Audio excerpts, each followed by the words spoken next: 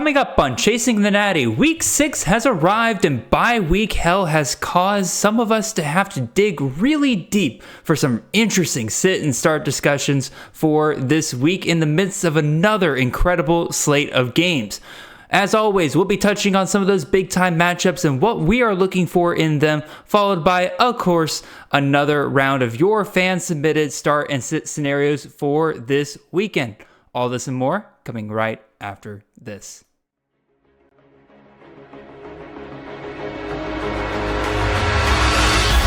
Caleb Williams dancing, cutting, mesmerizing run by the quarterback. Marvin Harrison Jr. touchdown.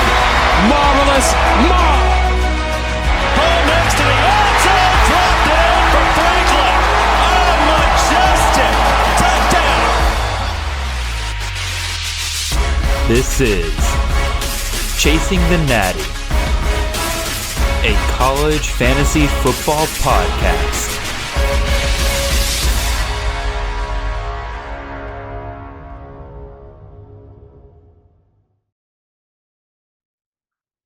All right, welcome in everyone. This is Jared Palmgren, host of the Chasing the Natty podcast. I hope you guys are having a wonderful ride to your work on this Wednesday morning. We are the College Fantasy Football Podcast on the Campus Canton Podcast Network. You can find us on all of your podcast feeds and on YouTube every Monday and Wednesday morning during the season at 6 a.m. sharp. If you want to support the great work we are doing here, head on over to campuscanton.com and subscribe there with one of our amazing tiers. You'll find everything you need for your CFF, Devy, and C2C betting needs as well, including articles, rankings, projections, tools, and even more than that. You can also find me and the show on Twitter. I'm at CFF_Jared, and the show is at Chasing the Natty, and the handsome man across from me is Mr. Justin, aka at Volume Pigs on Twitter as well. Speaking of Justin, how are you doing today, sir? Yeah, hey man, doing good. Things are going well so far in my leagues, so happy about that. It was another great weekend of college football last week, as usual. And again, as usual, looking forward to this week, even though I might not be available to watch as many games. I'm sure it'll still be a great weekend of college football. So that's right. You're doing this crazy thing called the vacation in the middle of football season too. Like what's going through your mind, man? It wasn't necessarily my idea. I tried to talk my way out of it, but then a little voice in the back of my head said, it's time probably to take a break from college football, at least for a couple of days, and couldn't be avoided. So here we are. No, that's absolutely fair enough. Again, you're doing well in all of your fantasy leagues. Let me ask you, Justin, do you, if you're doing really well in some of your leagues, do you kind of almost avoid talking about it because you're afraid you're going to jinx yourself? Because that's how I am. I'm so afraid because I look at some of the leagues I'm in. I'm doing really, really well in them. And I'm super proud of it. But I'm also sitting there like, this could fall apart at any moment sometimes, I swear. Well, part of it too, I think, is also you don't want to gloat about it too much also. I've been doing these weekly Twitter updates on the progress in my leagues. And I won every game that I was in this past weekend. I didn't do any update this week because I was just like, yeah, I don't know. I just didn't want to give that update. It's easier when you're losing games and you're like, yes, there's things I need to improve on, etc. Yeah, and there's stuff to talk about. If you're just winning, you're just you just kind of feel like you're rubbing it in people's faces. So I was like, I'm not going to give an update this week. So whenever Justin doesn't put out an update, everyone just know that he is humble bragging to each and every one of you. It's not. There's a reason behind it. It's not just because he's like, forget about it. Then nobody's responding to those tweets anyway. Again, we got another great show for you guys today. We're going to cover some of these games this upcoming weekend. We got a ton of high-scoring matchups this week to the point where I was actually super busy today at my work, and I had to throw them out to Justin and be like, hey, because usually it's pretty easy to kind of narrow down to 5 games we could talk about. I threw God, Justin, what was it, 10, 12 games at you and everything? I was just Something hey, that, I'm like, please narrow this list down. So if you don't like the games that we're talking about today, you can go and DM Justin and complain to him because I don't want to hear it. Anyway, I'm totally joking. We got some great games to talk about there. And then, of course, we got some really interesting start and sit discussions for you guys. Some of y'all having to dig a little bit deeper in your leagues because, bye week hell's here. Again, week 5 kind of gave us the first taste of it. Week 6, if I remember correctly, is actually the worst amongst all of the weeks this year. It has the most teams on bye. A lot of us are definitely kind of scrambling to plug some holes in our roster. I think the next worst one is week 9, so we're definitely going to have another pretty interesting week of sit-start discussions here in a couple of weeks. But again, week 7, week 8, they're pretty bad in their own right there. So we'll get all to that here in just a second. For now, I say we go ahead and move on to some of these game discussions, and we'll go ahead and throw on the little ticker tape down there at the bottom. And we'll discuss our very first one here, which is probably, I would say, the most anticipated matchup of the weekend. I would say, again, the 12 p.m. game on ABC, the Red River Shootout. I will refer to it as nothing but that. Got Oklahoma versus Texas in Arlington. Not Arlington. Regardless, is it Arlington? I don't know. I'm being dumb. Anyway, I think it is Arlington, actually. Yeah, it is I'm Arlington. sure it is. For some reason, my brain was just like, no, not Arlington, because you know what? It's like Arkansas and Texas A&M play in Arlington too, right? So that's they literally just played last weekend too. Yeah, I was like, so my brain was like, oh no, they don't both play in Arlington. No, apparently they do. Anyway, Oklahoma, Texas.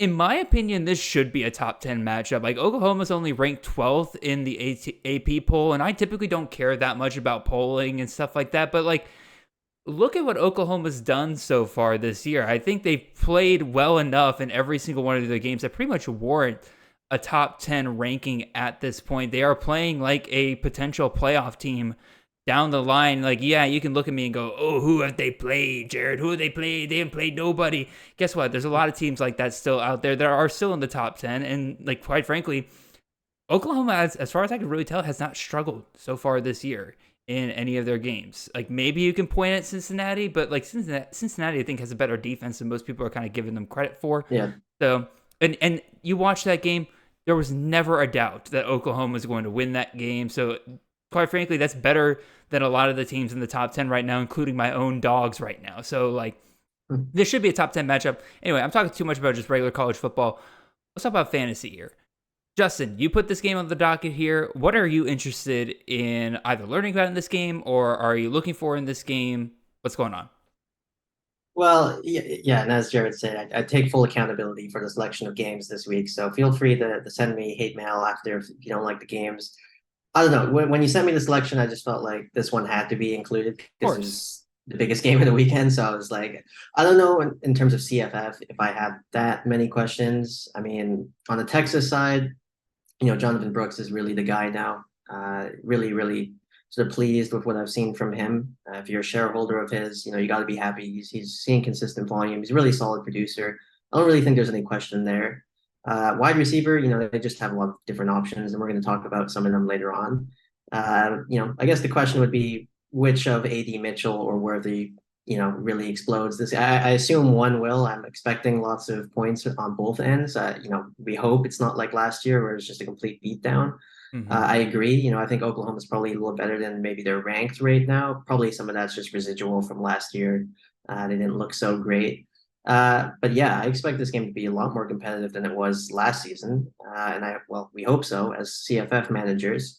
On the Oklahoma side, I actually picked up a share of Andrell Anthony, their wide receiver, in one of my leagues last week, and he had kind of a dud. He didn't really perform too productively, but up until then, sort of the 2 or 3 weeks leading up to that, he'd been pretty good. He'd been scoring touchdowns, getting to 100 yards. So I'd like to see if he's kind of bouncing back, because I kind of was thinking maybe he's taken over as the alpha wide receiver there. But I'm still kind of conflicted. Is it maybe more just a situation where they're spreading the love around, might be a different guy every other week kind of deal.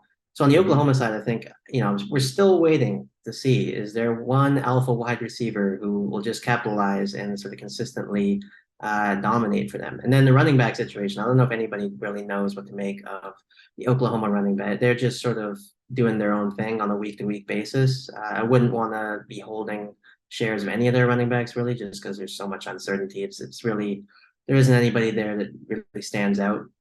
And honestly, like this weekend, it could be, one individual that sees 20 carries. It could be 3 that see 5 or 10 carries. We really don't know, right? But exactly. I felt like this game had to be included. It's such a big game. I love this game. I love that they played at 12 o'clock as well, get it out of the way early in the day. So No, it's a perfect way to kick off Saturday.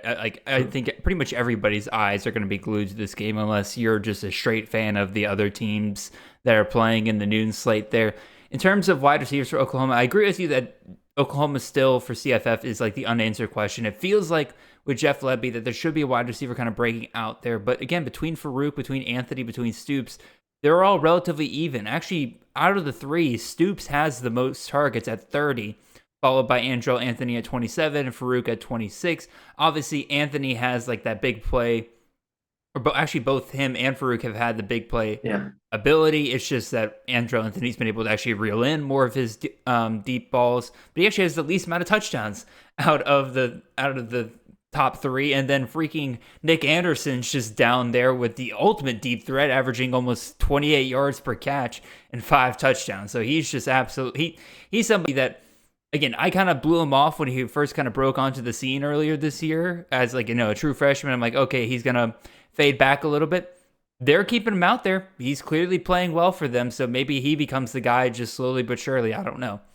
But again, I think I agree with you. Texas, pretty much everything's answered there for the most part.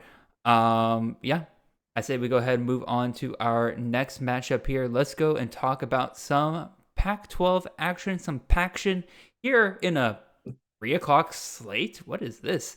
Anyway, Washington State, Yahoo Cougar football going up.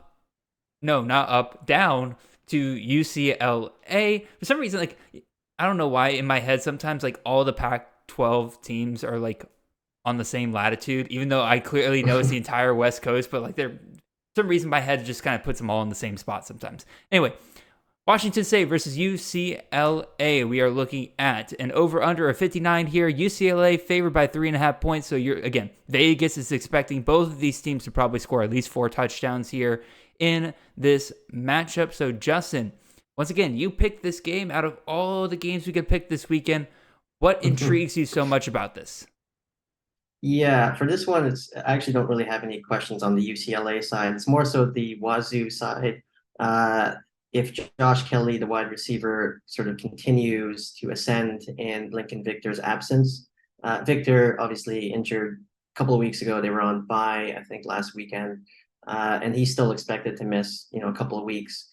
So, Josh Kelly kind of exploded last weekend when Victor went down. Victor went down, I believe, in like the first quarter. Kelly ended up with like 12 targets in that game, went over 100 yards. He had a really good output.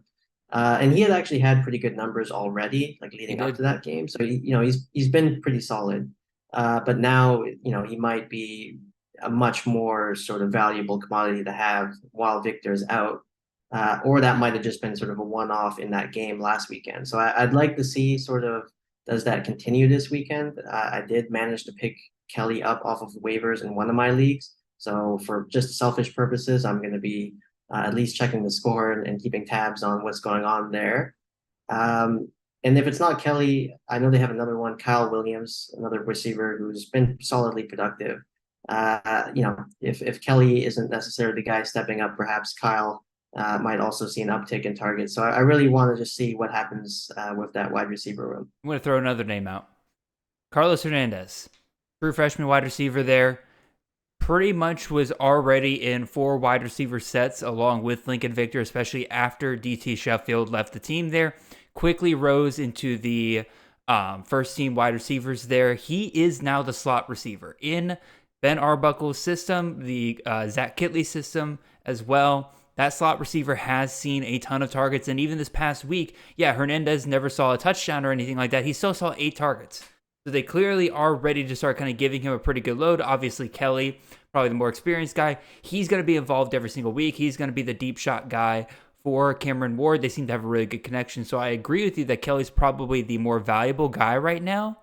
But if you're playing system, which I like to do quite a bit, I actually have my eye more on Carlos Hernandez than I do Kyle Williams. And again, being a little selfish, kind of like you were saying just now, like I have Carlos Hernandez on a ton of my dynasty rosters right now. It would be great to see him really become super productive here in year 1 and potentially be just an absolute dominant force down the line. But unfortunately, he hasn't got any touchdowns this year versus, Victor's got 3, Kelly's got 5, Williams has 4. So hopefully Ward can look Hernandez's way at some point these upcoming games. UCLA side of things, is it me or has this offense just really not been as great as we've been wanting it to be? Again, I think part of that is, they are starting Dante Moore at quarterback. He is a true freshman, and as talented as he is, that does kind of limit what you can do typically with your offense.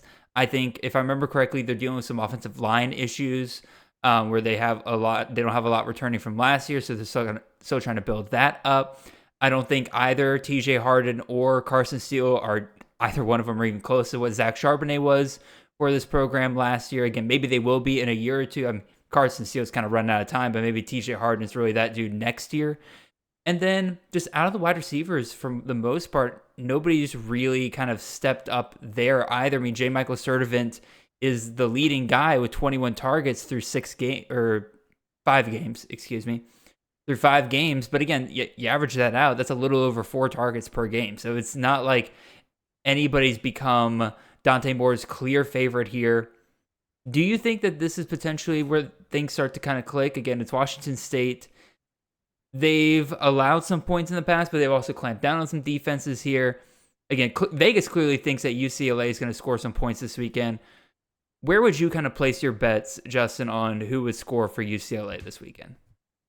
Yeah, it's a good point. I mean, the points have to come from somewhere, assuming Vegas gets this one right. I mean, I wouldn't put it past both running backs to score in this one. Again, they're splitting carries, so each might see 10 plus carries, 60 or 70 yards in the score. You mentioned, the CFF darling or preseason CFF darling there, Sturdivant at wide receiver. If they're throwing touchdown passes, I assume maybe he'd be involved. Maybe Dante Moore rushes one in. But honestly, yeah, I actually can say I don't really have much idea of like who would be scoring. There isn't really like anybody like who consistently is scoring for them, right? And you mentioned at the top, like their offense hasn't really been sort of living up to what we wanted in the preseason, what we've seen sort of in previous years. They don't really have a guy at running back who's consistently getting touches and dominating that backfield. There isn't a guy at wide receiver who's consistently getting, sort of the key targets and touchdowns. So there's just sort of a bad team for CFF. At least they have been so far. Yeah, maybe this is sort of the catalyst that turns things around. I mean, I don't know. It would be one game, right? I wouldn't really For sure. bite too hard on any player who pops off in this game, but yeah, it should be an interesting and entertaining game at the very least, and hopefully it is high scoring. Speaking of high scoring matchups, let's move on to our next one. This will be the highest scoring matchup that we'll be talking about today because it's always great, not only when you have a high total of 68, but the line is set at -3.5 towards only one team. So both of these teams are expected to put up a ton of points here. South Florida going to UAB. Like I said, over under of 68. South Florida favored by 3.5. This is the 4 p.m. game on ESPN2. This is a matchup made in heaven for CFF folks. Like I said, Vegas is expecting both of these teams to probably score around 5 touchdowns. I wouldn't be surprised if it goes even higher than that. So, Justin, outside of just the high-scoring nature of this game, what do you have your eye on here? What do you think we can learn from this matchup? Yeah, well, the USF wide receiver room is, I would sort of compare it to the Oklahoma wide receiver room in that they've got a bunch of guys who have been solid, who've had good games, but there isn't really one necessarily who's dominated, and maybe that'll be the case all season. But they are sort of a must watch for the time being, just to keep tabs on those wide receivers. And if somebody breaks away or starts to put together a pattern of high usage, it hasn't been that way so far. It's kind of been each week somebody dominates and then the next week somebody else. They've basically got like at least 2, maybe 3 receivers there who are like always sort of solidly productive. So I am kind of watching, just that wide receiver room pretty hawkishly. Even the UAB side, like Jacob Zeno and that passing attack has been very good. And they just had a wide receiver, their freshman Iverson Hooks, I believe his name is. He's out for the season now, I believe.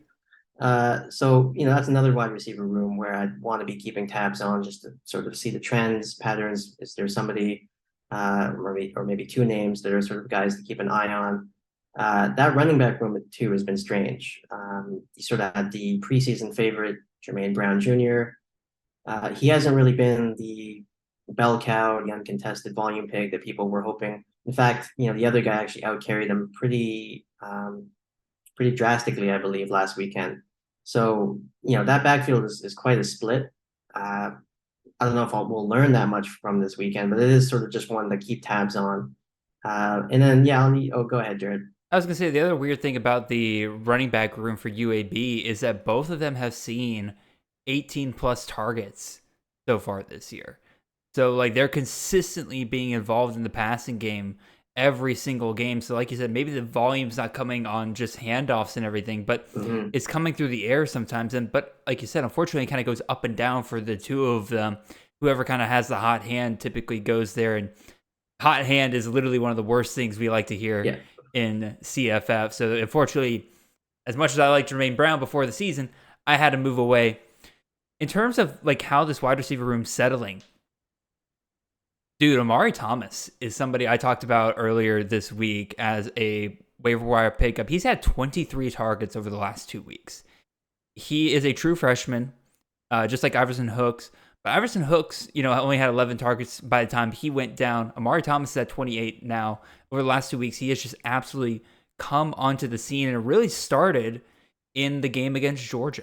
Again, Georgia, their defense not as great as it has been, but the fact that the coaching staff was able to see that he was able to go up against a defense that, quite frankly, just out-talents UAB up and down the roster.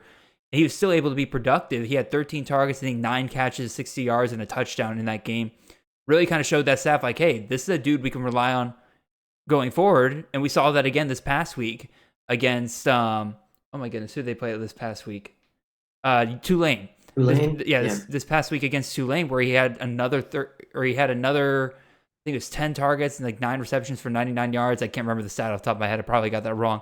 But still, it was 10 plus targets. So clearly they're planning on using him moving forward. I think this weekend going up against USF, USF has a bottom, I think 15 passing defense in the country. I think he's in for a big weekend this weekend. He probably solidifies himself as Jacob Zeno's top target moving forward. And if you just watch his film, he just looks better than pretty much any other receiver they have on that team so far, maybe outside of Taquan Palmer, who is more really experienced than talented. So I would definitely be listening for the name Amari Thomas on your broadcast if you watch this game. And then you kind of mentioned the USF wide receiver room and how, again, you're right, there is quite a bit of, things kind of being spread around for the most part. But I do think we are kind of starting to see Sean Atkins and Naeem Simmons kind of separate as the top two guys. Again, Atkins leads the target share, 37%. You got Simmons, who has the highest production of the two because he's kind of more the deep outside threat for them. If you're looking for kind of a guy that could provide you some consistent volume for the most part, again, this past week, 5 targets was the lowest he had this season. Before that point, I think he had 8+ targets in every game. I think if you're looking for somebody who's just safe, consistent, Atkins is probably a guy. If you're looking for a home run guy who can probably hit an 80-yard bomb at any point during the game, Naeem Simmons might be a guy you want to look at off of waivers this week because they're both pretty widely available. So, and yeah, I think that's pretty much all thoughts I had on this game. Ready to move on to the next one, Justin? Yeah, let's do it. Let's go back to the pack. And let's go talk about Colorado at Arizona State here. This is a 6:30 game on the Pac-12 network. This is over-under of 60.5, and Colorado favored by 4 points this game. You would think a team as bad as Arizona would not be only a 4-point underdog to the amazing Deion Sanders, but here we are, Justin. What are you looking at here? Again, I think everybody pretty much knows the deal with Colorado. Again, Shedeur Sanders looks great in the Sean Lewis system. Jimmy Horn, Xavier Weaver look good. You got some supplemental guys coming in with Travis Hunter being out, like the tight end wide receiver hybrid Michael Harrison. You got Amarian Miller, the true freshman who popped up last week. What about Arizona State?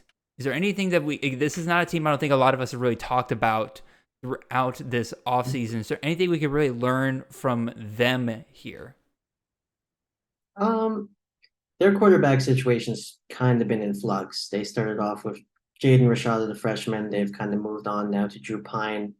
He's been okay.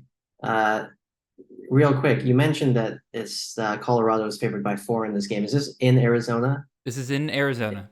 It's in the desert. Yeah, strange things happen in the desert. And That's where. it is expected to be 100 degrees when this game kicks Okay, off. so that might level the playing field even more. But I know in the desert, strange things happen in the Pac-12. That's where Pac-12 championship dreams go to die generally. A lot of upsets have happened there in recent years. So For I sure. would expect this game would be kind of a sneaky matchup. And we saw Arizona State score quite a bit against USC. And that was, a lot of that was coming from the catalyst running back Cameron Scadaboo. Yep. They use him in a lot of ways. He rushes, he receives. They even get him passing occasionally. So I'd expect he'll be really involved. And if you have him and you're contemplating starting him, this seems like a fantastic matchup for Scadaboo in particular. They've got some good wide receivers too, even though they're running their quarterback is a little bit in flux. Elijah Badger has been pretty solid so far. They also had I can't remember his name. It starts with an X. Xavier Tillery or Xavier. Xavier Guillory. Yeah, there we go. Yeah, he had a good game week one. I haven't really followed his production as closely since. I know he hasn't been as productive since that first game. But they've got a couple of guys. I think Elijah Badger is kind of their wide receiver one, and he's been decent. So if you had him, he's another one where this is probably a good matchup for him, because Colorado's defense is really not good. And it's sort of the perfect storm. You expect Colorado to keep scoring, but you expect them to also keep getting scored on. So this is a good recipe for CFF success, I'd say. Yeah, and if you go back to last week, again, you kind of mentioned the quarterback situation being in flux. Trenton Bourguet came back last week. Again, Drew Pine, I think, got injured against USC, so once again, they had to go to another quarterback. But Bourguet, I don't know. Anyway. I don't know how to pronounce his name either. I'm going to say Bourguet. So Bourguet passed for 344 yards last week. So clearly, again, he's not horrendous. This isn't like a Beville situation in Oklahoma last week where they're down to the third string quarterback and it's literally just not a quarterback. They can't play him as a quarterback, basically. No, Bourguet has plenty of experience. Last week against California, in a loss, he was still able to kind of keep up and pass for a ton of yardage there. Wouldn't shock me if a very similar thing happens here. And like you said, that should benefit the receivers quite a bit. And Scadabo, who actually led the team in receiving last week against California. I think he'll be in for another big week there. This should be a pretty fun one. This will definitely be a fun one around dinner time. I'll probably definitely have this one on because, again, as much as we like to clown around the hype that surrounded Colorado, they are a very fun team to watch, and pretty much any team that is facing them is also going to be able to score for the most part, unless you're Nebraska and you refuse to acknowledge that Jeff Sims is not a quarterback anymore. So let's go and hit one more game here, and let's talk about Colorado State versus Utah State, two of my favorite state colleges over on the West Coast because, man, I love both of these offenses. I love the players that play in them, and this is a scenario where it is quite literally start everyone. I would start pretty much anybody you're thinking about starting in this game outside of running backs. If you have a receiving option on either one of these teams, I would consider putting them in. Over under 64 in this game. Colorado State favored by 1.5 points. So Vegas once again expecting both of these teams to put up plenty of points in this matchup. Both of these teams have struggled against the pass in their defenses. It is a perfect matchup for tons of production, tons of yardage, tons of points here. Is there anybody really, again, is there really much more to be said here, Justin? Any other angles you might take on this matchup? Because I say literally just start everyone if you can.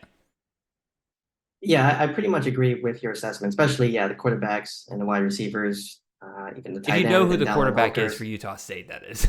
That's true. Yeah, maybe not Utah State's QB, but certainly Nicolosi on CSU's side.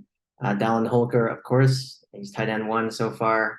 Obviously, the wide receivers. I think on the Utah State side, I was a little bit miffed last weekend to see Terrell Vaughn's output be, I believe it was nothing or close to nothing. They completely bracketed him. They had like two or three guys on him at any given time. It literally and I don't know. Again, I'm not a football coach for a reason, but even if your guy is getting bracketed and you're down that, because they went down pretty early to UConn, yeah, you still gotta I think Terrell Vaughn ended the day with 0 targets. And I get it because Yeah. he's getting bracketed, but like you got to try to throw to him at some point. He's your best player on offense. Like you can't just give up on that. Yeah, no, Thank I God agree. for Jalen Royals, I guess. Yeah, well, I was just gonna say, and I agree with your assessment, and I heard the same thing. I assumed as much. Either he didn't play or he was just completely, double bracketed. And then obviously, yeah, that kind of cleared the way for Royals to sort of ascend in that game. He was kind of a hot pick off of waivers this week. I think you might have featured them also. I did. Yeah, so in terms of Utah State's wide receiver room, I'm not saying, I still believe Terrell Vaughn's sort of their main go-to guy if they can.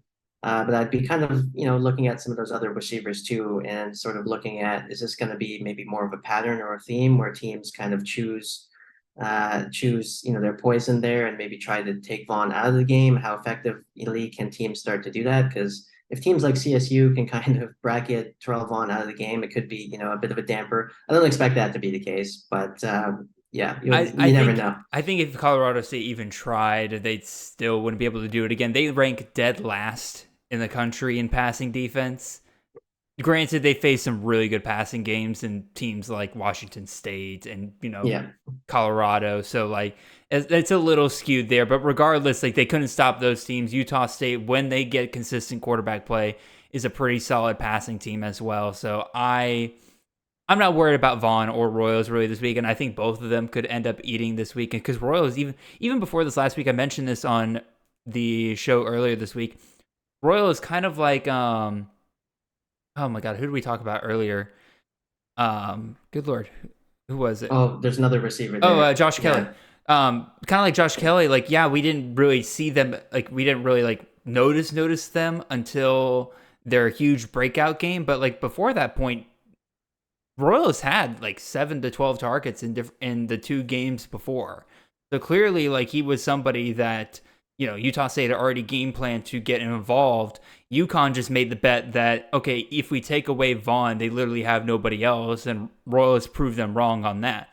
So I think that should help Vaughn moving forward to where teams know for a fact, like, okay, we can't just focus in on one guy, otherwise Royals is going to destroy us. So Yeah, no, I would agree with that. I would expect a huge bounce back game in this one for Vaughn. It's a great game script for both wide receivers on both teams. Obviously the over under is set pretty high for a reason, so should be a good game. absolutely. Alrighty, let's move on to the second segment, the one that a lot of people are waiting for. Let's go and talk about our sit and starts for this week.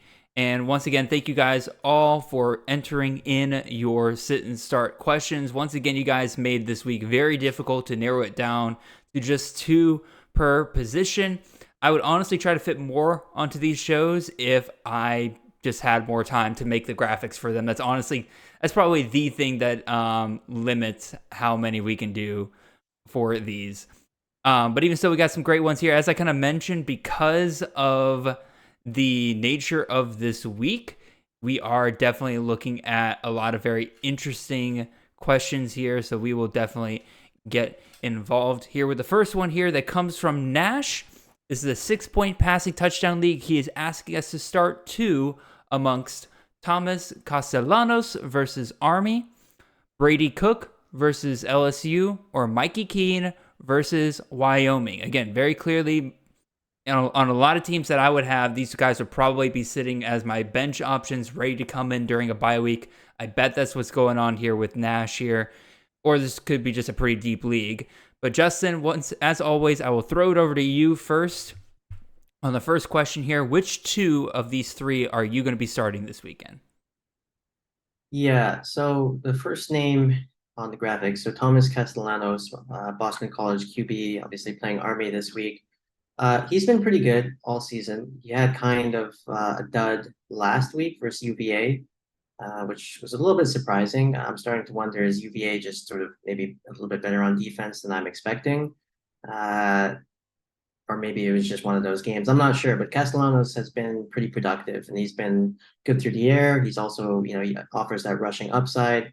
So I would expect he kind of bounces back this week. And I've mentioned on the show before, generally, I don't like playing players in games versus service academies.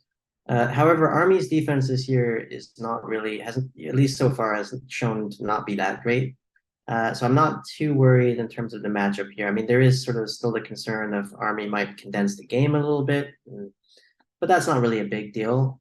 So I like Castellanos in this game as sort of a bounce back. He's got at least one really good receiver there who he likes, and Lewis Bond. I'd expect they probably hook up for a touchdown or two this weekend. So I like Castellanos this weekend.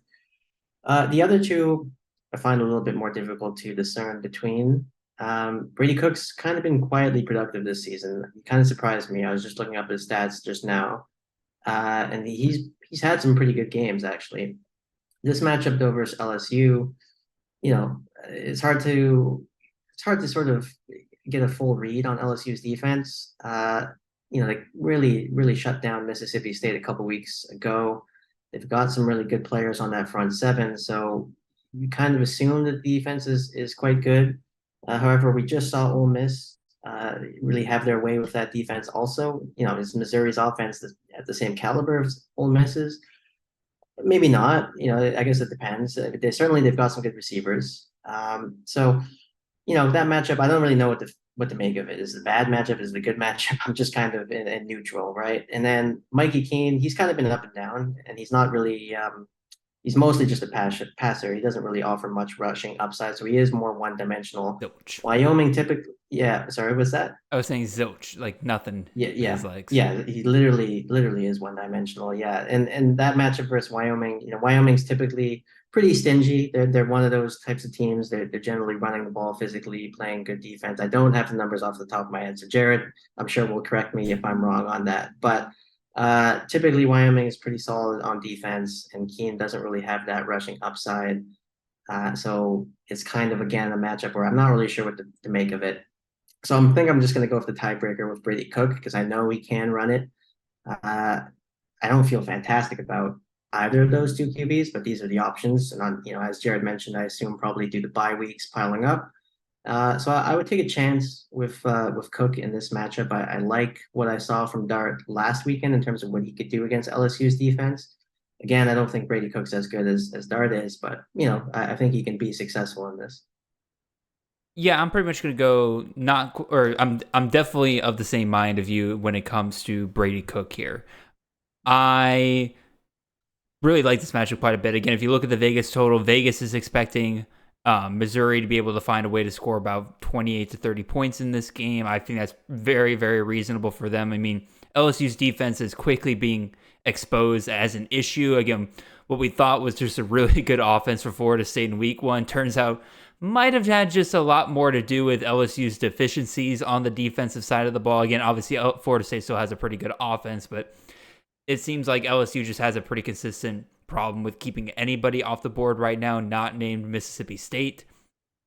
Cook, like I kind of mentioned earlier this week, and like you just mentioned just now, Justin, he's kind of been surprisingly productive. Again, 340 plus passing yards in the last 3 games. He has been much more productive with his arm this year than he has been in the past. And kudos to Kirby Moore, the offensive coordinator there at Missouri, for kind of helping fix that. And again, like given what we've seen in the past, it's kind of surprising the fact that Cook hasn't rushed for over 20 yards in a game this season. I think his highest is 17 so far this year. I think that just shows there is still some lockdown potential here with Brady Cook if he kind of gets into a night fight here with LSU. Last year, he finished the regular season with rushing totals of 106, 71, 138, and then 38. Clearly, if he needs to run and they let him, he will. And I think once he gets into these night fights with a team like LSU, they'll probably let him run quite a bit more here.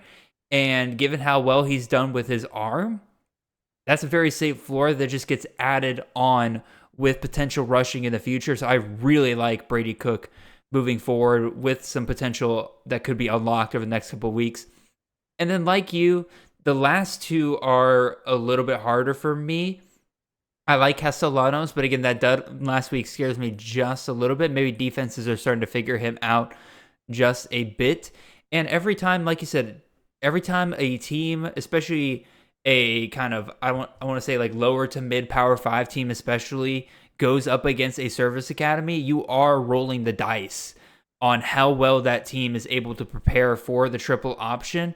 Because sometimes you can have teams where it's just no problem. Again, look at Syracuse. I mean, actually, Syracuse is the perfect. First half, Syracuse was not prepared for the triple option whatsoever. It was a struggle bus. I was scared for my Garrett Schrader shares that week.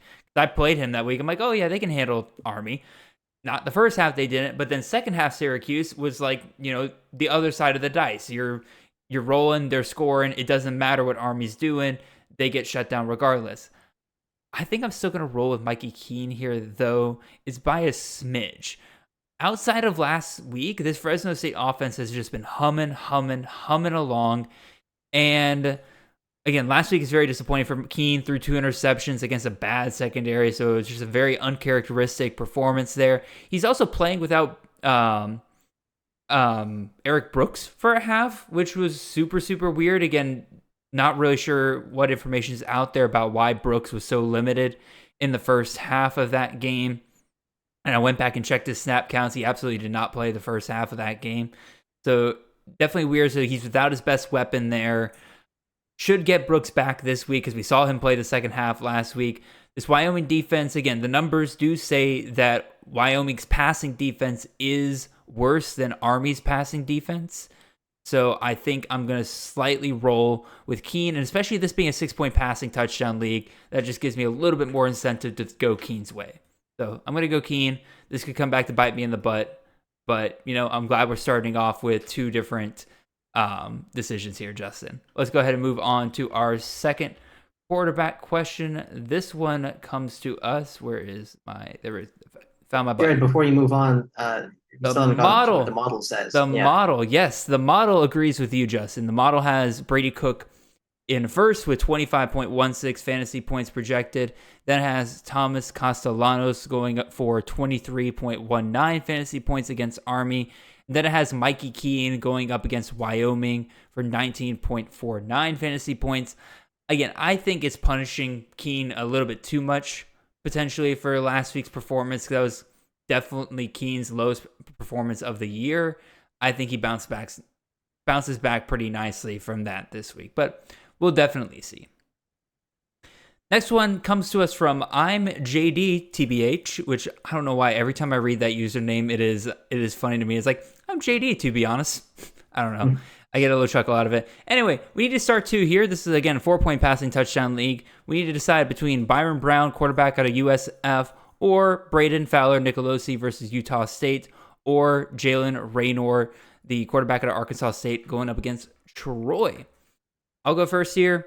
I think the option out of these 3 is Byron Brown. Got a top 5 quarterback in the country for fantasy, going up against a good matchup with UAB. We discussed it earlier. One of the highest over-under points of the weekend. No reason to keep Byron Brown on the bench here. He's the only he's not the only dual threat, but he's a dual threat quarterback.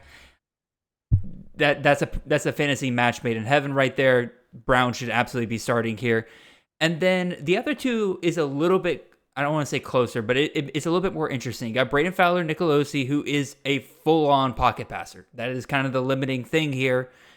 But he has a really good matchup in Utah State. Versus you got Jalen Raynor, who is been phenomenal. The last 2 weeks, he's gotten full starts. He has been absolutely tearing apart some defenses the last couple of weeks. I believe he scored 43-plus fantasy points in both of the last 2 weeks. Top 3 finishes at QB both weeks. Absolutely phenomenal. But he's got that matchup with Troy. And man, I've seen too many good fantasy quarterbacks this year get absolutely limited by that Troy defense. Think about Austin Reed. Think about Darren Granger this past week, who scored 0 touchdowns against that Troy defense. Jordan McLeod, to a lesser degree, had his worst fantasy production of the year against Troy's defense. So Raynor can probably still have a pretty good week there. I think, again, if Raynor were to drop from 43 points down to like 25, you're still kind of feeling okay because he's got that rushing ability. But even still, I think I'm still going to lean towards Braden Fowler Nicolosi here, going with that matchup at Utah State. Again, we talked about the high over under there. Utah State has Utah State has the 91st defense in the country versus the pass. Again, I mentioned that total of 64. Both teams expected to score, keeping up with one another. He should have plenty of ways to score, and he should monopolize those touchdowns. With Kobe Johnson kind of coming back from injury, you would think the staff would kind of limit his touches in like kind of tight goal line scenarios there. And then you also have Avery Morrow out. So pretty much just like last week against Utah Tech, they should only pass for the most part. They don't have much else going on at the running back position. I think Shield is the only other option they have there, and he's not particularly great. So I'm going to start Byron Brown for sure, and then I'm going to go Braden Fowler-Nicolosi as my other option. Justin, which way are you going here, man? Okay, well, I have to agree with you on, I guess, the obvious point. Yeah, Byron Brown definitely has to be starting this week. He's sort of a no-brainer from that standpoint. Great matchup. He's been a great player. I am curious, actually, about what they'll do if Jerry Bohannon eventually gets healthy. Like, I feel like we've reached the point now where it would seem ludicrous to take Byron Brown out of their lineup. Booty on the bench. Yeah, probably. I mean, but I have to say, this week in my home league, I'm playing the number 1 seed, and he has Byron Brown. So, although I'm choosing him to start, I'm fingers crossed that he has a dud of a game. I'm just going to be honest. In terms of the other two, I'm going to keep consistent in my thought process, and I actually agree 100% with what Jared was saying. It's not a great matchup, and for Jalen Raynor, I should say. I'm gonna start Jalen Raynor because he has that dual threat ability, and I'm gonna sit Nicolosi. And yeah, I mean, Raynor has been absolutely on fire the last couple of weeks.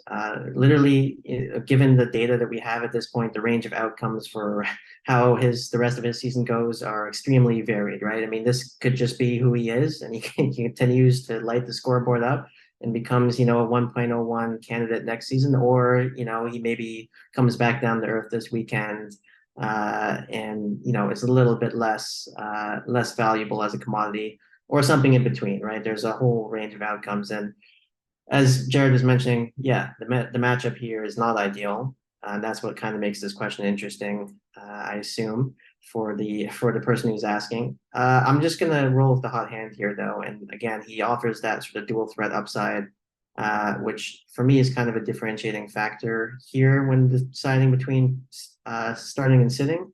I know, yeah, Nicolosi's matchup is much better, but yeah, I think I'm gonna roll Raynor. He's been money the past couple of weeks. Just continue to ride the hot hand, sort of fingers crossed that he can sort of overcome that Troy defense. We haven't seen many quarterbacks do it so far this season, but we'll see. Justin going high risk, high reward with as Nate Marquise calls him, the G5 Kyler Murray. So we'll definitely see if that pays off for you, Justin. Let's go ahead and move our tokens back there and move on to some running back questions. This next one comes to us from Mr. Julian. He is asking us to start one running back between the three of these guys. We got Cameron Scatabo, running back out of Arizona State, or Kamani Vidal, the running back out of Troy, going up against Arkansas State, or we can go Imani Bailey, the running back out of TCU, going up against Iowa State. Justin, throwing it over to you first, man. Which one of these running backs are you going to be rolling with? Yeah, well, real quick, I'll just mention we forgot to. I did it again. The last one. I did. Anyway, real quick. Byron Brown, 27.46. Braden Fowler-Nicolosi got 28.76, and then Jalen Raynor, 19.38. So the model agrees with me there. I think it's boosting up Fowler-Nicolosi just a little bit too much for his incredible performance last week. So I would probably guess him around like 25 rather than 28, 29 points, but we will definitely see. Anyway. Yeah, time will tell. And yeah, I feel like half my role on the show is just to remind you when you forgot. Sorry, I need to put it like after each one, just be like model. Anyway, back to Julian's question. Just a reminder for those of you, in case you forgot between now and the last 20 seconds, Cameron Scatabo, Kamani Vidal, or Imani Bailey. Justin, which one of those guys are you rolling with? Yeah, no, it's a good question. And not to delay this question much longer, but I'm not going to lie. Nate Marquise's nickname for Jalen Raynor is part of the reason I'm choosing him to start this weekend. It's a great nickname. Wait, about this question. Yeah, it's phenomenal. Anyways, so this question, and we're starting how many here? Starting One. one or two? Just one? Just Okay. one. I like well, immediately I'm going to eliminate Bailey. I like Bailey a lot, but his matchup of the three clearly stands out as the worst.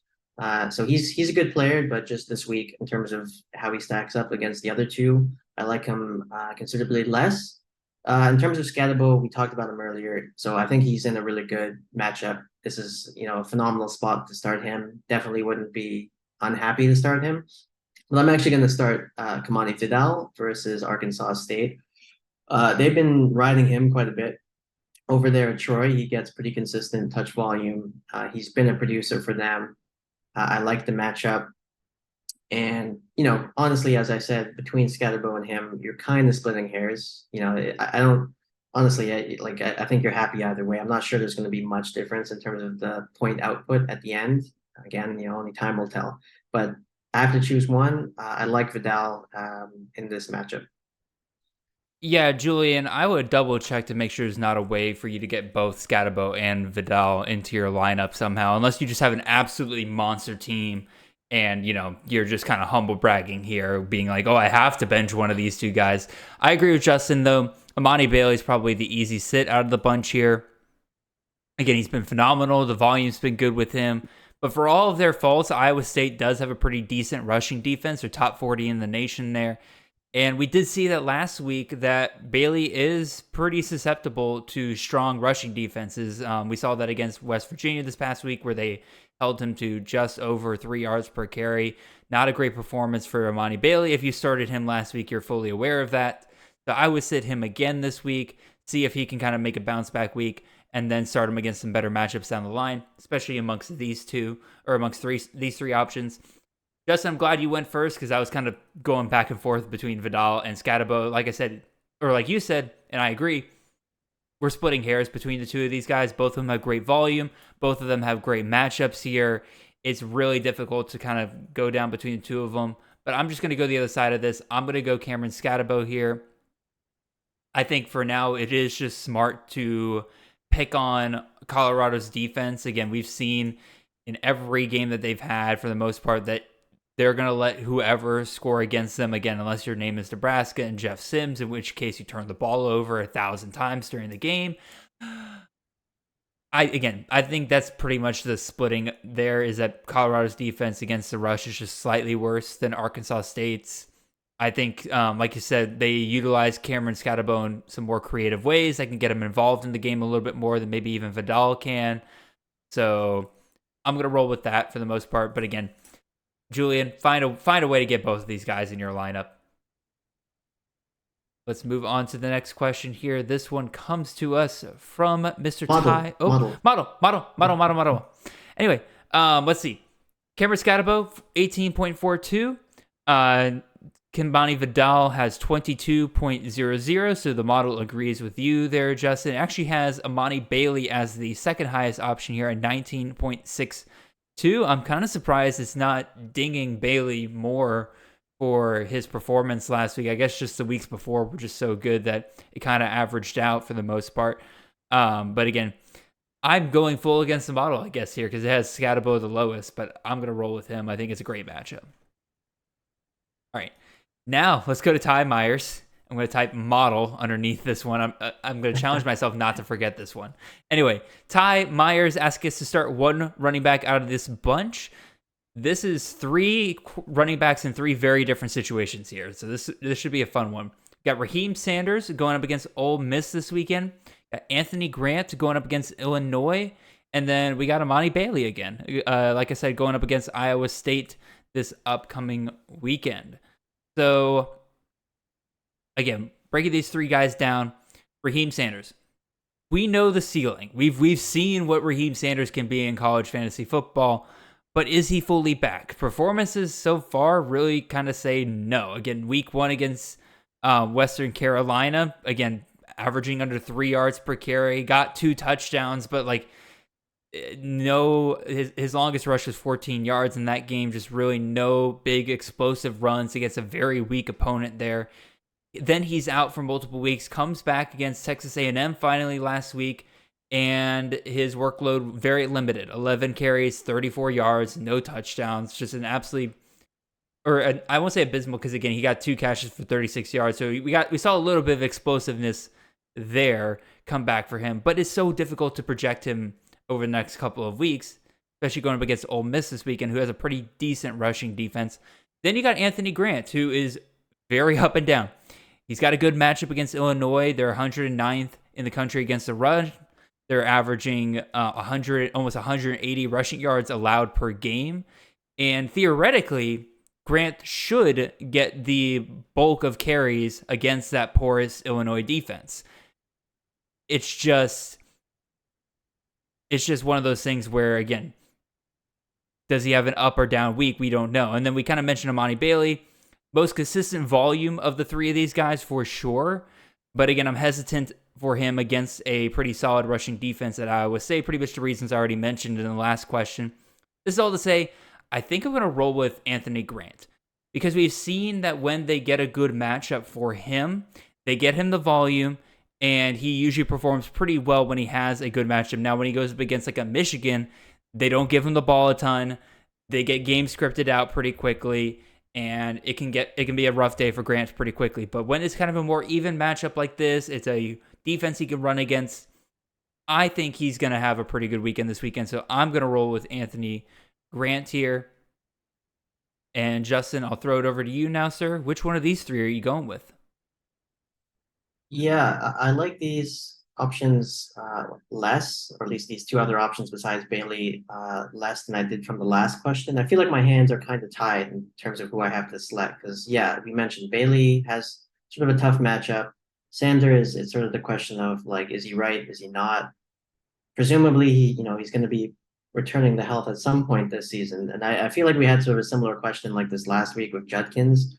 And then obviously Judkins had a great game. So you are playing with fire there. Yep. A little bit. There can be an argument to be made for, you might want to swing for the upside with Sanders. I mean, you mentioned Ole Miss is pretty solid versus the run, but, I mean, we know if Raheem is back fully healthy, most likely, he'd probably be able to see success in this game.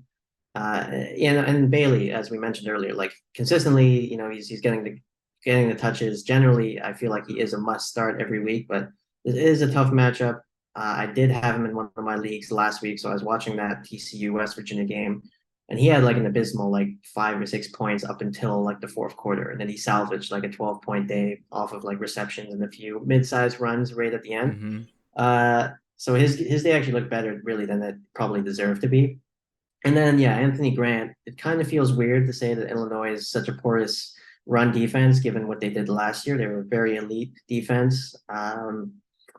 They just But lost yeah, so much. I mean, I think just the turnover kind of hurt them, and he just feels like okay, well, he has a good matchup. There's nobody left really besides him in that backfield. So in terms of if we're looking at this as a formula, he should get the touches, and they should be effective on offense. So just kind of from logical deduction there, he doesn't have any health issues as far as I'm concerned.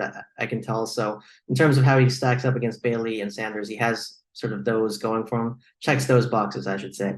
So unfortunately, I'm going to have to agree with you, Jared, on this long-winded response. I'm also going to start Anthony Grant, although I'm not really that happy about it. That's fine. We've been disagreeing enough today. What's one question where we both agree on it? And the funny thing is that we both agree on this, but the model, see, I remembered this time. The model likes Anthony Grant the least out of this bunch. It has Anthony Grant at 12.91 fantasy points. I really think it's punishing him a little bit too much for some bad matchups the last couple of weeks outside of good Lord. Louisiana Tech, he went up against, like, outside of that matchup, it was some bad matchups for Grant the last couple of weeks. And then next it has Raheem Sanders, likes Raheem Sanders at 14.87 points this week against Ole Miss. And then actually likes, like I said, Amani Bailey against Iowa State at 19.62 fantasy points there. Let's see if we can beat the model this week, Justin. So let's move on to some wide receiver questions here. Next one comes to us from Mr. ATL Dan. He's asking us to start one wide receiver out of this bunch of 3 here. We got Josh Kelly, the wide receiver out of Washington State we talked about earlier. We got Jimmy Horn, the wide receiver out of Colorado. Or we can go with Ladeatrick Griffin, aka Tulu Griffin, wide receiver at Mississippi State. He's going up against Western Michigan this week. So, Justin, throwing it over to you first, sir. Which one of these three are you going to take the shot on? Yeah, all three options actually I think are really good, which makes answering this question kind of tricky. In terms of matchups, just all three of them, I think they have good matchups. In terms of their roles in the offense, again, all three I think are pretty solid. I mean, Kelly, obviously, as we talked about earlier, is probably going to see an uptick in targets, even though, yeah, he's not the slot guy taking over from Victor. In Victor's absence, he's probably still going to see an uptick in terms of his usage. Horan has been really good for Colorado all season long. They basically pump the same 2 or 3 guys full of targets every game consistently. So we know that. Griffin, obviously, this is very random.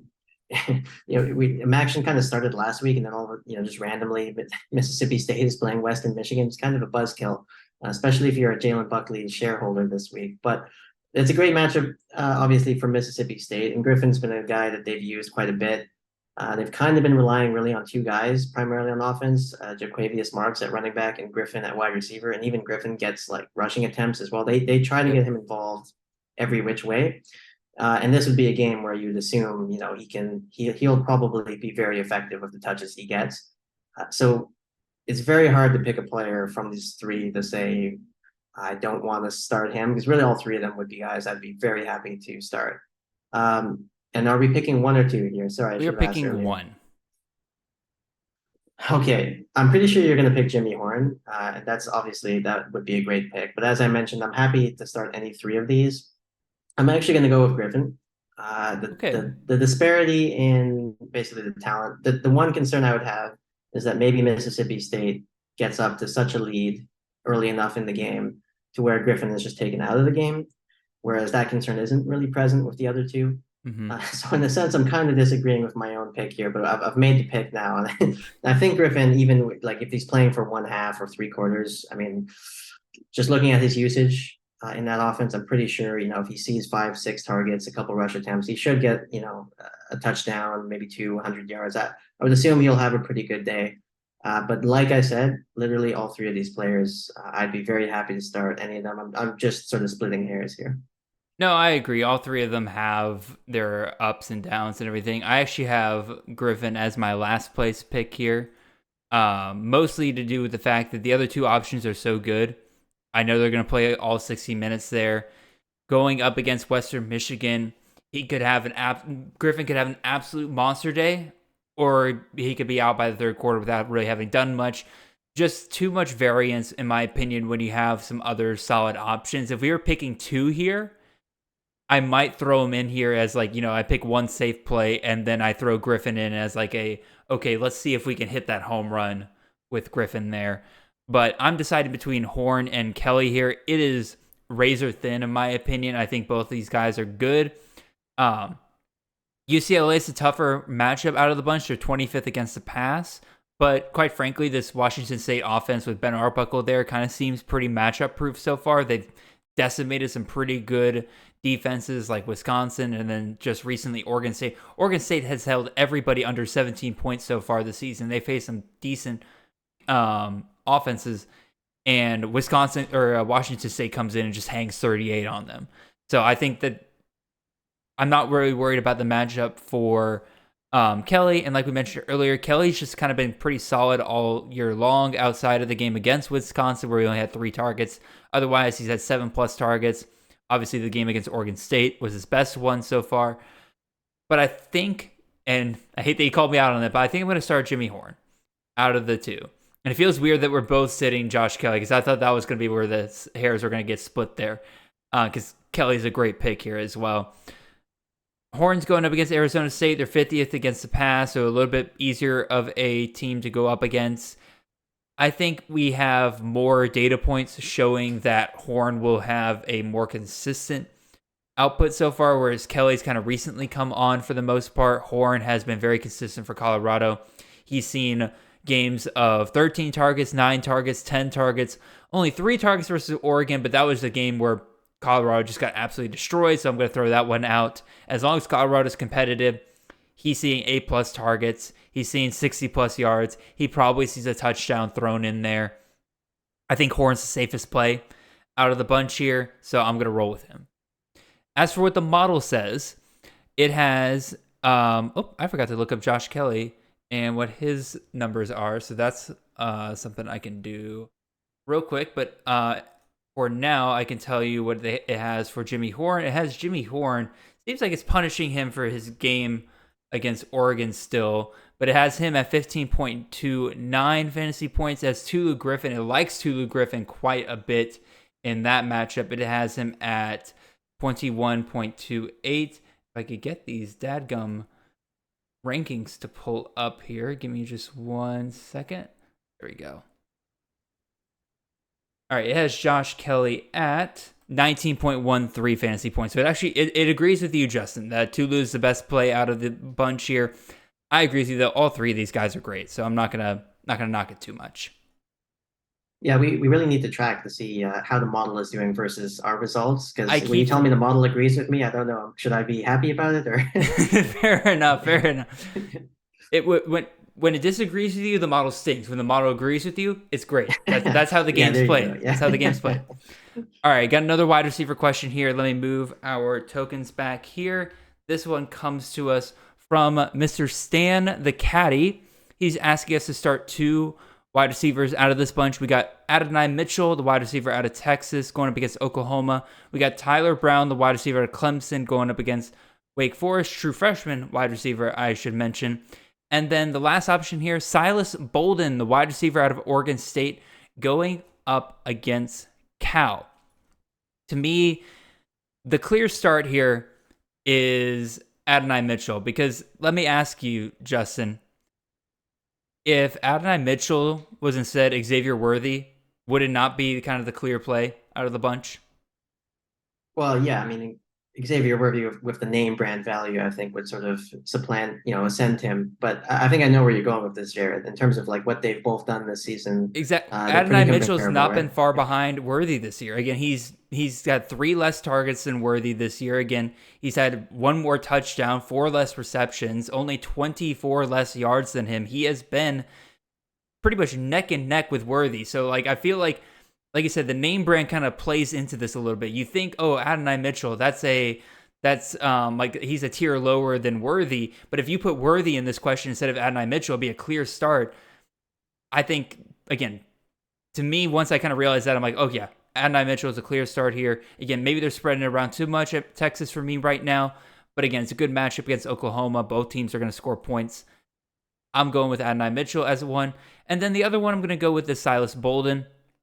I think he's just been a bit more consistent. Since week 1, his lowest target share or his lowest target amount has been 5. And in that game, it was against UC Davis, so they quickly got him out of there. 4 catches, 65 yards, touchdown. He had himself a really good day there, as well as a little bit of rushing work as well, which was really nice to see. And then then outside of that game, 7+ targets every single week. His production is pretty much increasing week by week for Oregon State. They're relying on him even more as the season's kind of going along here. And then, again, Tyler Brown, very similar to Silas Bolden, where his production's kind of going up week by week. His target share is going up week by week. That's great to see, but he is still a true freshman at the end of the day. I think there's going to be some variance with him on a week-by-week basis in terms of his performance, just a little bit more than a guy like Silas Bolden. So I'm going to roll with Adonai Mitchell and Silas Bolden there. Justin, which 2 are you going to roll with here? Yeah, it's another great question. And I like the point you made right at the top there about AD Mitchell. And if we swapped him out with Xavier Worthy, he's a clear play. I think if you look at AD Mitchell's numbers, he's a clear play for me as well. And it's kind of part of the reason why I avoided Worthy in drafts this offseason, because I figured they would sort of spread the ball around and it wasn't really clear that he was the alpha with AD Mitchell there. AD Mitchell, as much as he breaks my heart, former dog who will be known as a Texan Longhorn, I guess, in the NFL. I actually have a picture of his catch in a national championship game over, I think it was Kyrie Jackson, that 2021 national. Yeah, it's right up here on my office wall. So he's a funny player, right? He's made 2 of the most iconic catches in UJ football history. He'll be known as a Longhorn though in the NFL. It stings a little bit, but hey, what can you do? But yeah, that's the era we live in. it is what it is, right? But in terms of the logic behind choosing him to start this week, yeah, it's big game. You expect the biggest players to have big performances. That's just kind of how it goes. AD Mitchell, he's been good all season for them. They do spread the ball around, so that is a concern. It's possible, he's just the odd one out this game, but I'd be surprised if he doesn't at least have a solid game. He feels like a safe pick, I think.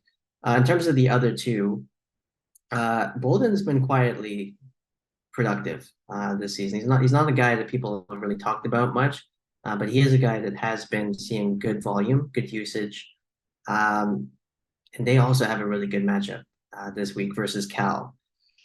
Uh, and then Tyler Brown, he's come on strong lately. They had a guy, Antonio Williams, who's kind of been injured, and Tyler Brown's kind of ascended in his absence. As you mentioned, yeah, he's a true freshman, so there's a little bit of risk there in terms of we don't really know what to expect from Brown still, even though it's been a couple weeks.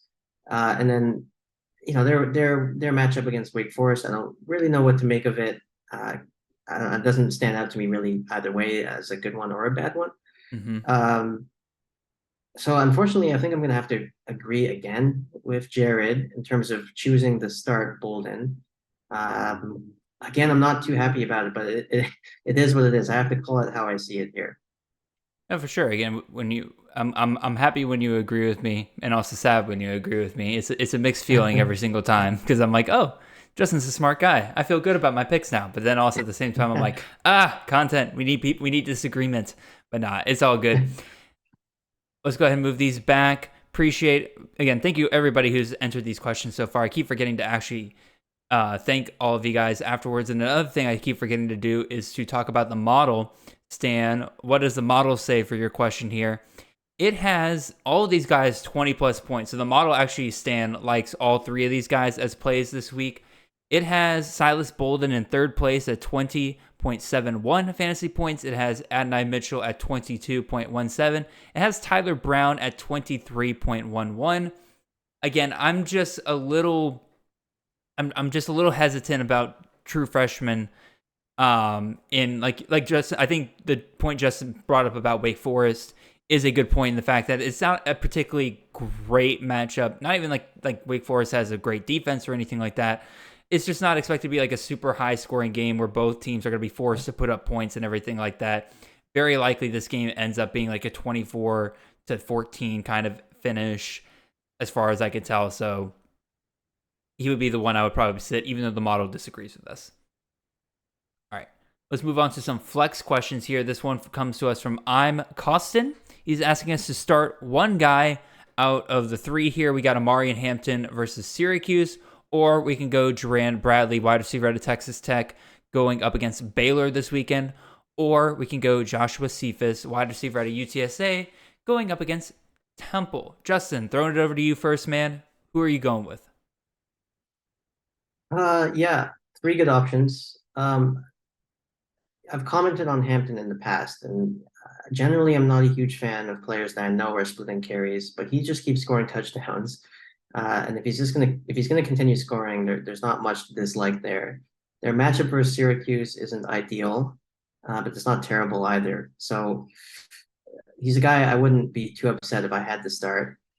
Duran Bradley, Tyler Shuck is out now at quarterback. I do like their matchup versus Baylor. Baylor's defense has not been great this season. Horrendous. So yeah. So that's a game where it definitely has the potential to be a shootout. Probably it will be, and you'd expect Bradley to be on the other end of some of those passing touchdowns that will be scored. And then Joshua Cephas is kind of, in terms of just season long value, I would say he's kind of the guy who's probably the best of the three. He's been really consistent there. Definitely, he's benefited from Sakari Franklin's transfer and Corian Clark's injury. Is Frank Harris back this week? Do you know, Jared? It sounds like we're supposed to get a healthy Frank Harris coming out of the bye. All right. So then that makes this decision a little easier for me. I'm going to roll with Cephas here. I'm going to take a chapter out of Jared's book just because I think he's kind of the safest value, safest play. We know what his role is there. He's definitely their go-to wide receiver. They have a good matchup versus Temple. They should be able to score points, and just the fact that Frank Harris, the presumed starter in the preseason, and the guy who's basically been the starter there for what feels like forever, like at least a couple seasons now, he'll be back, so that should help as well with Cephas in terms of being productive this weekend compared to the other two. Again, I wouldn't be too upset if I had to start either Bradley or Hampton.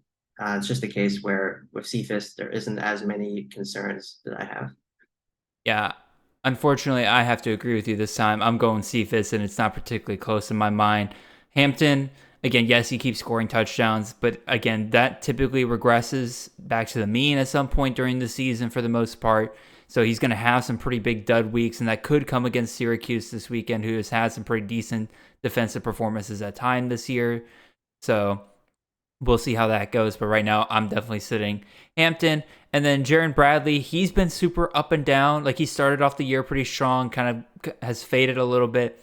Throw in there that Baron Morton just doesn't seem to be the guy we want him to be at Texas Tech, unfortunately. Again, it seemed like he had all the makings to be that next great Zach Kitley quarterback, and just hasn't happened. Yes, it's a good matchup in Baylor. He's probably my second favorite option out of these two, especially if this is a PPR league. Costin didn't specify on that. But to me, just adding everything else, Joshua Cephas seems like the absolute perfect play here. His target share is incredible. He doubles the next receiver on his team in targets. He has 42 compared to Ogle Kellogg, who has 21. He gets matched up with Temple this week, who just got absolutely sliced and diced by Cardell Williams in Tulsa this past week.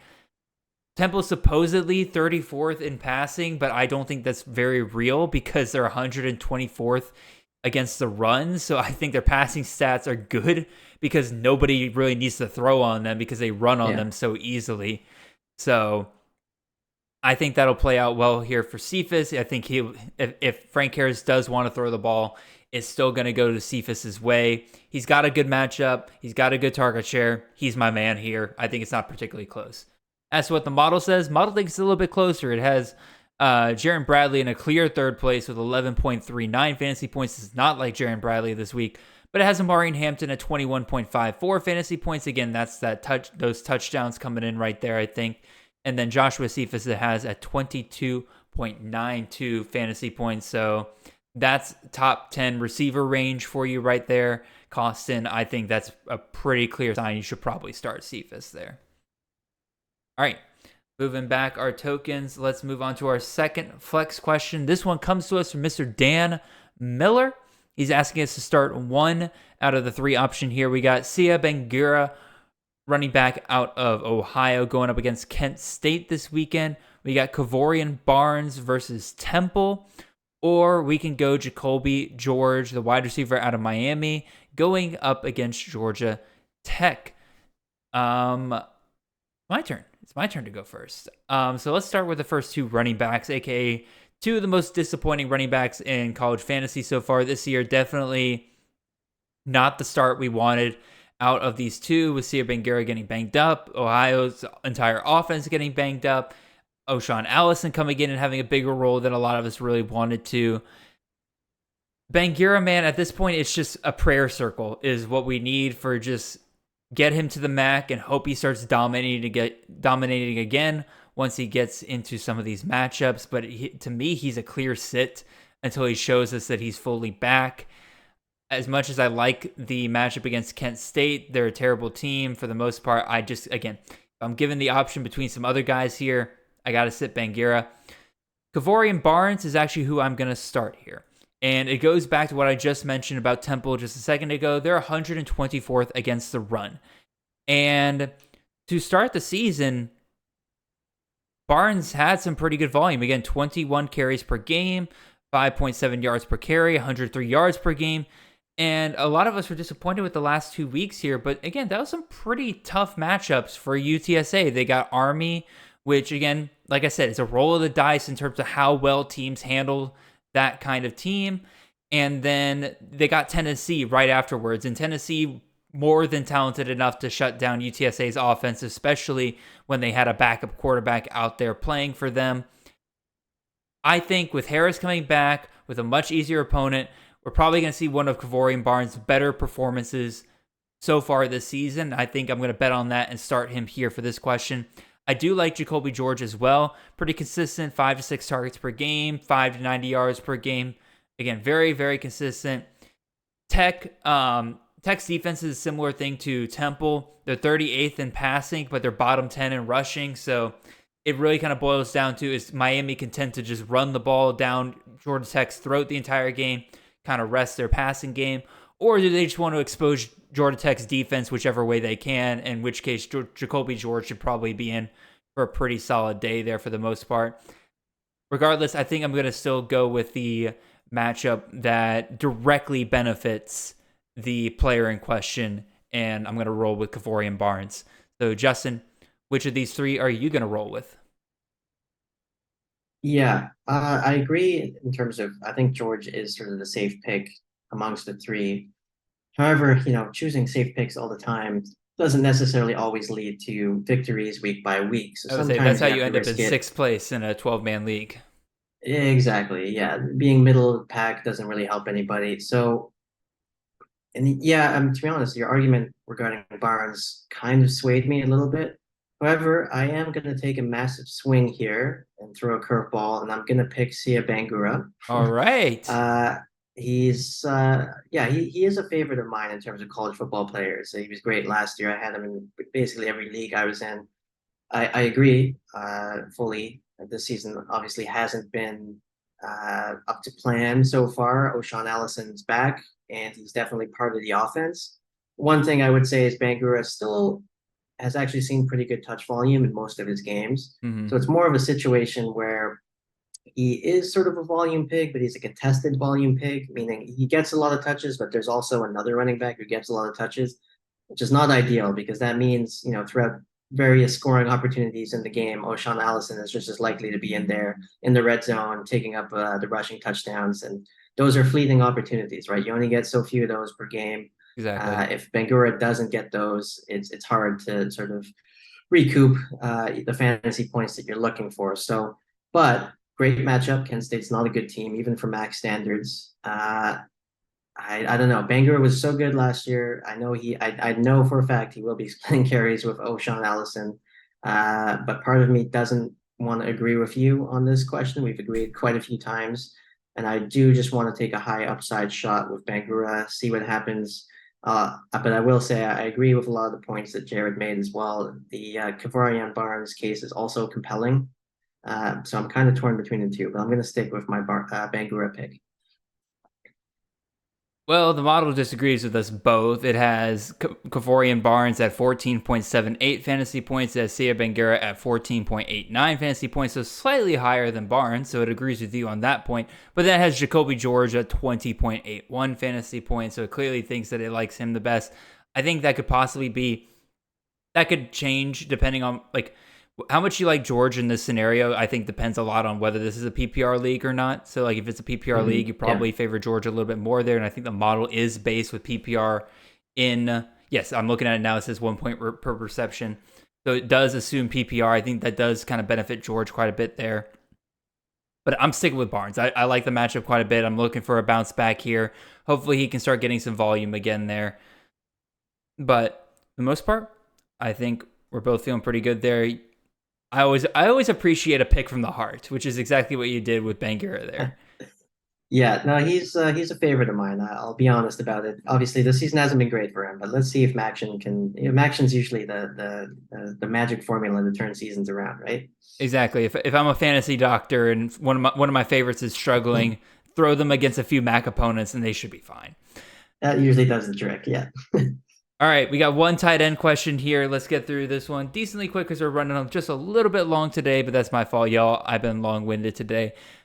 This one comes to us from George Carlton. He is asking us between Eric All, the tight end out of Iowa, going up against Purdue this weekend, or we can go with Michael Harrison, the tight end wide receiver hybrid out of Colorado, going up against Arizona State. Justin, I'll throw it over to you real quick. Which one are you going, man? Mm-hmm. This one's easy for me. I'm going to go with Michael Harrison against Arizona State.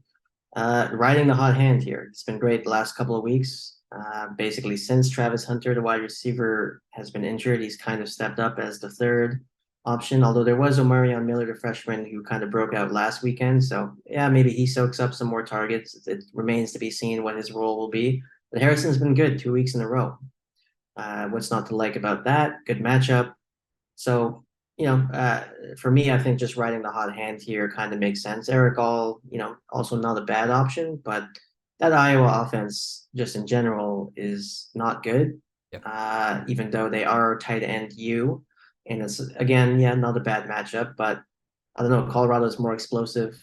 Harrison just feels like he offers way more upside. Feels like he could easily go for 20 points in this game. He's been pretty close to that the last couple of weeks. So yeah, I'm gonna roll with Harrison here.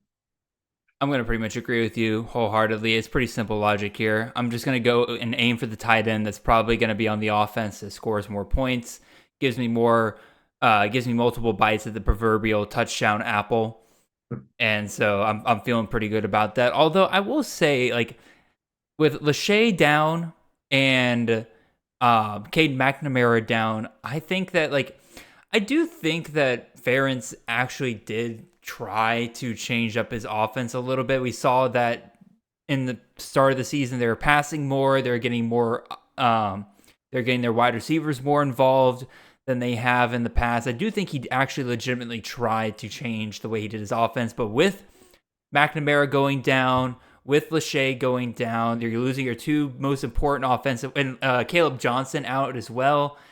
I really think that with missing his three best guys, he's probably about to just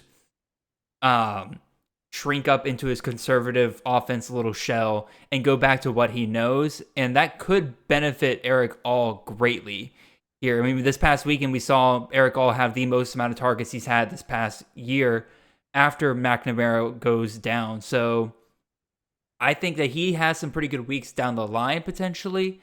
If Iowa's offense can kind of find the end zone, he has a pretty good shot at being the guy who finds the end zone. But again, between these two guys, it's a pretty big no-brainer. Got to go Michael Harrison here. All right. Before we get out of here, Justin, I do want to update you and the listeners at home how our little competition is going so far. And not to brag too much here, but Justin, I'm not going to lie, it was a little ugly last week. I finished the week with 249 fantasy points. You finished the week with 161. A couple of brutal questions in there. I picked Braden Fowler Nicolosi over Jacob Zeno. Jacob Zeno scored 8 fantasy points. Fowler Nicolosi scored 43. You picked Amani Bailey on one question, who scored 10 points. I picked Jonathan Brooks, who scored 36. So again, just a rough week overall, but I think you, like you said, you're taking some shots this week that I think could really pay off for you this week and get you back into, I think, overall updating here. Yeah, season total, you have 935. I have 1,034.